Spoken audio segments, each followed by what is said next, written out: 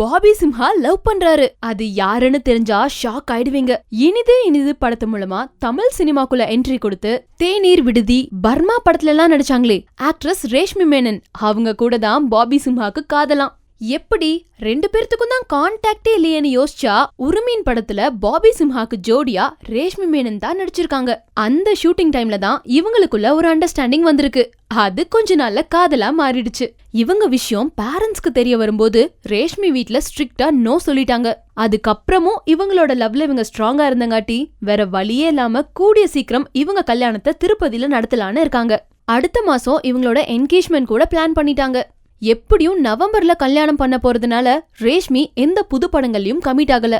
கல்யாணத்துக்கு அப்புறம் நடிக்கவும் போறதில்லன்னு சொல்லிட்டாங்க. இன்ஃபேக்ட் ஆல்ரெடி இவங்க நடிச்சு கூடிய சீக்கிரம் வெளிவர போற கிருமி படத்துல கூட சில பிரச்சனைகள் பண்ணிட்டு இருக்காங்க ரேஷ்மி. பாபி சிம்ஹாவை லவ் பண்றதுக்கு முன்னாடியே அந்த படத்துல கமிட் ஆகி ஷூட்டிங்கும் முடிச்சிட்டாங்க. அப்போ இவங்களுக்குள்ள காதல் இல்ல, அதனால ரொமான்ஸ் சீன்ல எல்லாம் நோ சொல்லாம க்ளோஸாவே நடிச்சு கொடுத்துட்டாங்க கிருமி படத்துக்காக. இப்போ இவங்களுக்கு கல்யாணம் ஃபிக்ஸ் ஆயிடுச்சு. இந்த நேரத்துல அவ்ளா க்ளோஸா நடிச்சு ஒரு படம் வந்தா நல்லா இருக்காது. அதனால கிருமி படத்துல தான் நடிச்ச ரொமான்டிக் சீன்ஸ் எல்லாம் கட் பண்ண சொல்லி கேட்டிருக்காங்க. படத்துக்கும் கதைக்கும் அது முக்கியமான சீன்ஸ், சோ அதனால டெலிட் பண்ண முடியாதுன்னு ஸ்ட்ரிக்டா டைரக்டர் சொல்லிட்டாரு. நீங்க டெலிட் பண்ணலனா படத்தோட ஆடியோ லான்ச் ப்ரமோஷன் எதுக்குமே நான் வரமாட்டேன்னு அடம் பிடிக்கிறாங்க ரேஷ்மி மேனன். என்ன இது வம்பா போச்சு? அந்த பொண்ணை கேட்டுதானே எல்லாம் பண்ணோம். இப்ப கடைசி நேரத்துல வந்து இப்படி பிரச்சனை பண்ணா படத்தை எப்படி ப்ரமோட் பண்றது அப்படின்னு குழப்பத்துல இருக்காங்க கிருமி படத்தோட டீம் மெம்பர்ஸ்.